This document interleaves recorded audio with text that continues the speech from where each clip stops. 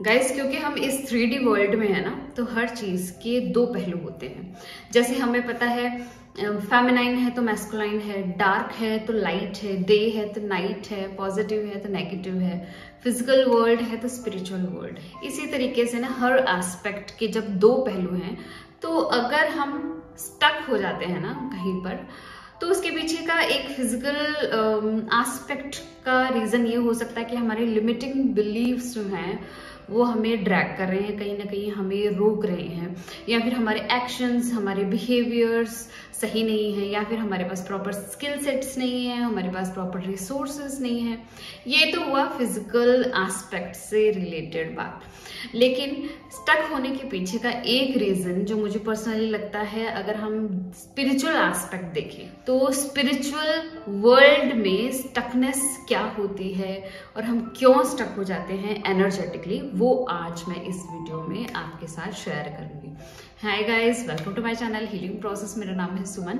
अपने इस चैनल पर मैं एनर्जी से रिलेटेड, रिलेशनशिप से रिलेटेड और इनवर्क प्रैक्टिसेस से रिलेटेड कंटेंट शेयर करती हूँ। गाइस, आज का टॉपिक है कि क्यों हम कई बार स्टक हो जाते हैं, क्यों हम हमारी लाइफ में आगे ग्रोथ नहीं कर पाते, और क्यों हम जो चाहते हैं वो नहीं कर पा रहे। ऐसा क्या चीज है जो हमें होल्ड कर रहा है, और हम ऐसा क्या करें कि हम इन सभी प्रॉब्लम्स को ओवरकम कर लें। तो फर्स्ट थिंग जो आपके साथ शेयर करूंगी ये टॉपिक स्टार्ट करने से पहले, वो है कि हम ह्यूमन बीइंग है ना, एक चलती फिरती मैग्नेट है। हमारे चारों ओर एक मैग्नेटिक फील्ड है, और एग्जैक्टली सेम ऐसा होता है हर ह्यूमन बीइंग के साथ, हर लिविंग थिंग के साथ और हर नॉन लिविंग थिंग के साथ। इसके अलावा ये जो मैग्नेटिक फील्ड होती है ना, कुछ ऐसी चीज़ों की मैग्नेटिक फील्ड होती है जिनको हम आंखों से नहीं देख सकते। वो होते हैं हमारे माइंड में क्रिएटेड कुछ कॉन्सेप्ट्स, कुछ आइडियाज़, और जब हम किसी पर्टिकुलर चीज़ के बारे में बार बार सोचते हैं ना, तो वो चीज़ एक्टिवेट हो जाती है। उसमें हम हमारी एनर्जी को फीड करने लग जाते हैं थ्रू हमारे थॉट्स। जो हमारे थॉट्स होते हैं ना, बहुत ज़्यादा पावरफुल होते हैं, वो किसी भी कॉन्सेप्ट को एनर्जी दे सकते हैं। तो गाइस, अब होता क्या है, बहुत सारी फील्ड्स जो है हमारे चारों तरफ होती हैं, और हम इन फील्ड्स के साथ दिन में कई बार डिफरेंट फील्ड्स के साथ है ना इंटरैक्ट करते हैं। उन फील्ड्स के अंदर जाते हैं, उन फील्ड से बाहर आ जाते हैं, और ये फील्ड्स होती है कई बार पॉजिटिव, कई बार नेगेटिव। जो पॉजिटिव फील्ड होगी ना, वो आपको अच्छा फील कराएगी, आपको हाई वाइब में रखेगी, आपको बहुत ज़्यादा पॉजिटिविटी देगी, आपके अंदर बहुत सारी एनर्जी आ जाएगी, आपके बहुत सारे काम बन जाएंगे और आपकी ग्रोथ होने लग जाएगी। आपको डिफरेंट टाइप के आइडियाज़ आएंगे और डिफरेंट टाइप का पर्सपेक्टिव आप समझ पाएंगे। इट मीन्स कि मतलब ऐसी जो फील्ड्स होती है जो पॉजिटिव होती है ना, वो आपको असेंड करती हैं। इसके अलावा जो दूसरी फील्ड होती है जो कि पॉजिटिव नहीं होती हैं, वहाँ अगर आप एंटर हो गए ना, तो आपको पहली बार ड्रेन करने लग जाएगी, आपको फटीग महसूस होने लग जाएगा, आपको बड़ा लो वाइब महसूस होने लग जाएगा, आपको ऐसा लगेगा जैसे कि आप स्टक हो गए हैं। आपकी बॉडी अच्छा फील नहीं कराएगी, आपके काम नहीं बनेंगे, और ऐसा लगेगा कि जैसे ना आपको यहाँ पर बाउंड कर दिया गया है। डिफरेंट फील्ड्स के अंदर जाते ही ना हम डिफरेंट तरीके से सोचने लग जाते हैं, डिफरेंट तरीके से बिहेव करने लग जाते हैं, क्योंकि जो फील्ड होती है ना, उसकी खुद की जो एनर्जी होती है ना, उसका इम्पैक्ट हमारे ऑरा पे, हमारी मैग्नेटिक फील्ड पर पड़ता है। तो जिस टाइप की वो फील्ड होगी, उस टाइप की आइडियाज, उस टाइप की थिंकिंग हमारे अंदर आने लग जाएगी, उस टाइप के थॉट्स हम सोचने लग जाएंगे। कई बार ऐसी फील्ड्स में हम एंटर हो जाते हैं जहां पर अचानक जाते ही हमारे काम बन जाते हैं। कई बार हम ऐसी फील्ड में एंटर हो जाते हैं जहां पर हम चाहे कितनी ही मेहनत कर लें, लेकिन हमारे काम नहीं बन रहे हैं। ये फील्ड किसी स्पेसिफिक जगह की भी हो सकती है, जैसे मंदिर हो गए, पार्क हो गया, नेचुरल प्लेसेस हो गए, फॉरेस्ट हो गया। इस टाइप की नेचुरल स्पेस वाले जो फील्ड है ना, वो हमें पॉजिटिव वाइब्रेशन में रखते हैं, हमारी हाई वाइब हमें देते हैं। लेकिन कुछ प्लेसेस होती हैं जो कि हमें हाई वाइब में नहीं रखती। जैसे मेरे लिए क्राउडेड प्लेस जैसे हो गया मार्केट हो गया, मैरिजेस के फंक्शंस हो गए, ये मुझे हाई वाइब नहीं देते हैं। इसके अलावा मैग्नेटिक फील्ड होती है डिफरेंट टाइप के लोगों की, जैसे हमारे फ्रेंड्स हो गए, फैमिली मेंबर्स हो गए, हमारे कोचेस हो गए, हमारे टीचर्स हो गए, हमारे मेंटर्स हो गए, और ऐसे लोग जो हमें एडवाइस देते हैं, हमारे साथ कांटेक्ट में आते हैं, हमारे वर्क प्लेस में रहने वाले लोग हो गए। इसके अलावा डिफरेंट टाइप के एनिमल्स हो गए, हमारे प्यारे प्यारे पेट्स हो गए, हमारे स्ट्रीट एनिमल्स हो गए। इसके अलावा नॉन लिविंग थिंग्स हो गई, जैसे क्रिस्टल्स हो गए, हमारे कोर्सेज हो गए, डिफरेंट टाइप की इंफॉर्मेशन हो गई, बुक्स हो गई। तो हर चीज की ना अपनी एक मैग्नेटिक फील्ड होती है। अगर हमें ये पता हो कि हम जिस फील्ड में एंटर हो रहे हैं उस फील्ड का हमारे ऊपर क्या इफेक्ट पड़ रहा है, अगर वो हमारे साथ अच्छा बिहेव कर रही है या फिर उसमें जाने के बाद हमारे अंदर इम्प्रूवमेंट है, तो हमें उससे बेनिफिट होगा।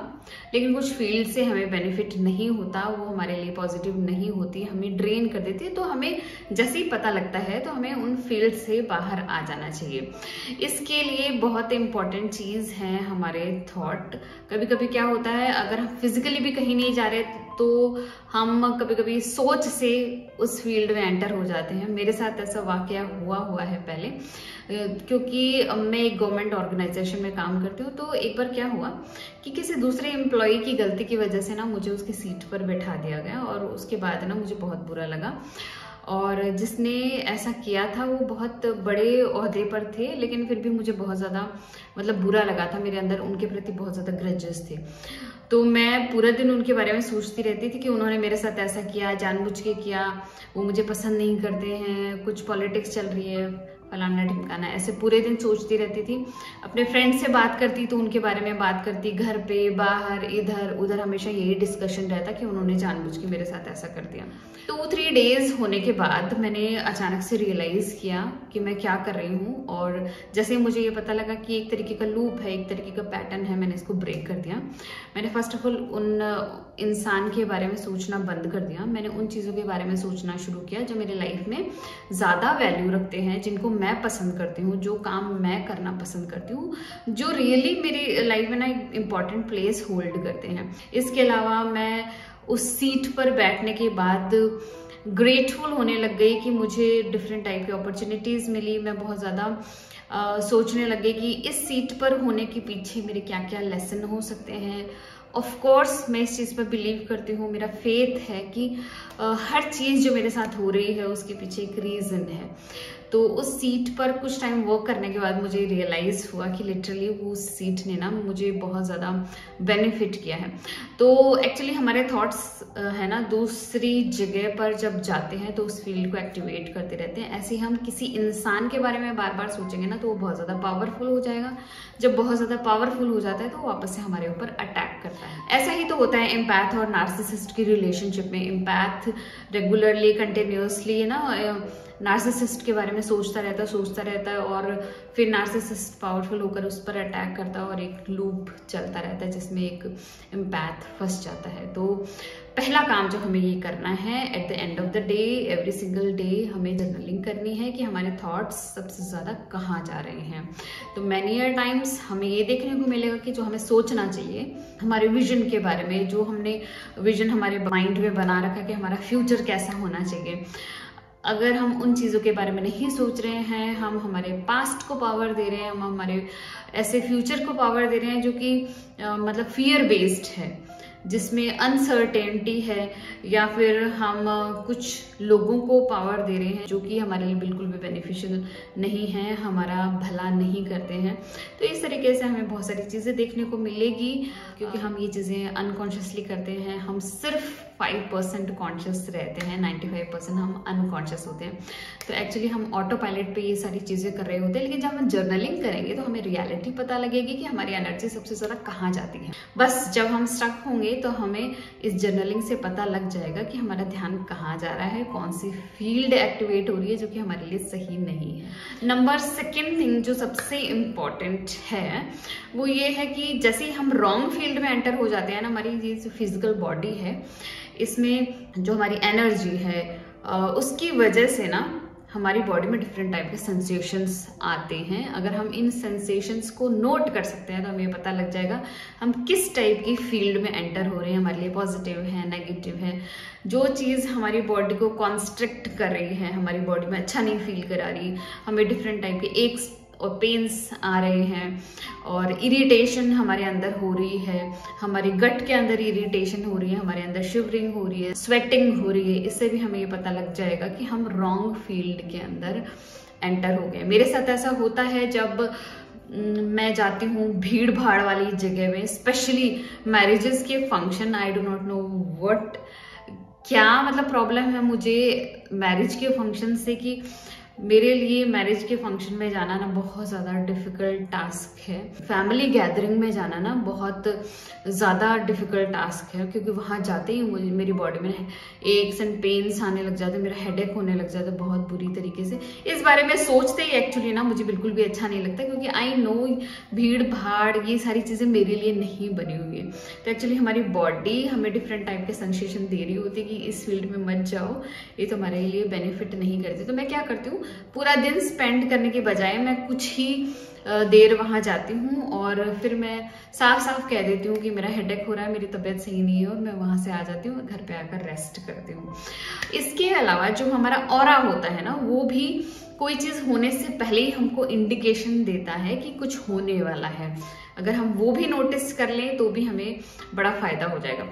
अगर आपने नोटिस किया हो कभी कभी कि हम सपोज स्टेयर से नीचे उतर रहे हैं और यहाँ पर एक वॉल है और यहाँ से एक आदमी आ रहा है, और कई बार ऐसा होगा आपकी टक्कर होते होते बच जाएगी। कई बार ऐसा होता है, अगर हम कॉन्शियस नहीं रहते तो हमारी टक्कर भी हो जाती है।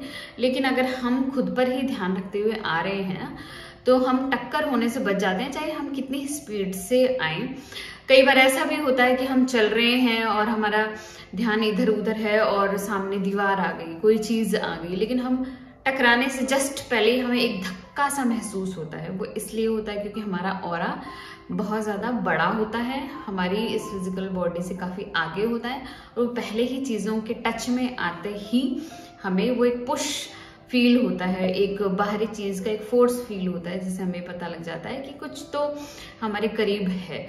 तो इस तरीके से हमारा ऑरा भी बहुत सारी चीज़ें हमें बताता है, और जितना हम हमारी बॉडी में प्रेजेंट रहेंगे ना, उतना स्ट्रॉन्गर हमारा ऑरा होगा। इसके लिए भी वही रूल हमें अपनाना है कि हमारे थॉट्स हमें हमारे अंदर रखने हैं, ताकि हमारा ऑरा बहुत ज़्यादा स्ट्रांग हो। तो इसके लिए हमें वो सारे काम करने हैं जो हमें हमारी लाइफ में करने चाहिए, जो हमें पसंद है, एक्चुअली दिल से पसंद है, जिनके प्रति हम बहुत ज़्यादा पैशनेट हैं। अगर हम कॉन्शियस रहेंगे और हमारी एनर्जी हमारी बॉडी में रहेगी ना, तो हम बहुत आसानी से गलत फील्ड में जाने से बच जाएंगे।